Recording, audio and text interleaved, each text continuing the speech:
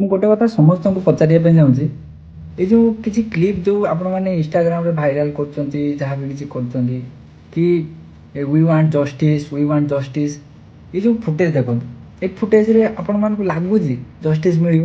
ଆରେ ଗୋଟେ dead ବଡିକୁ medical ପଛପଟୁ ତାକୁ ଗାୟବ କରାହେଉଛି, ତ ଏଥିରେ ହାତ କାହାର ଏଇଟା ତ ଠିକ୍ ଜାଣିପାରୁଥିବେ। ଜଷ୍ଟିସ୍ ଦେବା ଲୋକମାନଙ୍କର ହିଁ ହାତ ଅଛି, ଦେବେ କିଏ ଜଷ୍ଟିସ୍? ଯଦି ସେଇମାନେ ଯଦି ଚାହୁଁଛନ୍ତି କି ମ୍ୟାଟରକୁ କ୍ଲୋଜ୍ କରିକି ଦବି ଦେବା ପାଇଁ, ଆରେ ଜଷ୍ଟିସ୍ କିଏ ଦେବ? ଦେଖ ଆପଣମାନେ ଖାଲି ରାସ୍ତାରେ ଓହ୍ଲେଇକି ଯେଉଁ ଛାତ୍ର ସଂଘମାନେ ୟା ଫିର୍ ଯୁବ ନେତାମାନେ ଯେଉଁମାନେ ମାନେ ରାସ୍ତାରେ ଓହ୍ଲେଇକି ଚିଲଉଛନ୍ତି କି ଆମକୁ ଜଷ୍ଟିସ୍ ଦିଅ, ଆମକୁ ନ୍ୟାୟ ଦିଅ, ଯାହା କିଛି କେହି ଦେବେନି। କାହିଁକିନା ଦେଲା ବାଲା ହିଁ ତ କର୍ମ କରୁଛନ୍ତି ସେଇଭଳିଆ କି ଯେମିତି ମେଟ୍ରୋଟାକୁ ଦବେଇ ଦିଆଯାଉ।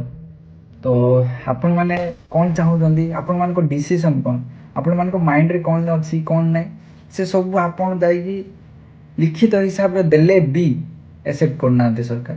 ତ କ'ଣ ପାଇଁ ଏ ସରକାର ଗଢ଼ା ହେଇଛି?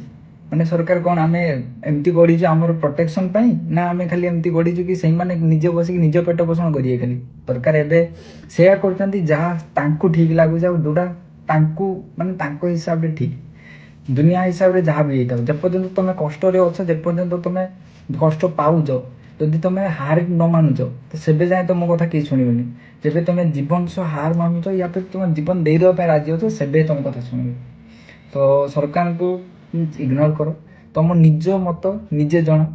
ଏଇଟା ଜାଣିବା ପାଇଁ ଚାହୁଁଛି କି ଜନତାକୁ ମତ କ'ଣ, ଜଷ୍ଟିସ୍ ମିଳିବ ନା ମିଳିବନି? ଏଇଟା କମେଣ୍ଟ ସେକ୍ସନରେ କମେଣ୍ଟ କରିକି ଯାଆନ୍ତୁ। ରହିଲି, ଧନ୍ୟବାଦ।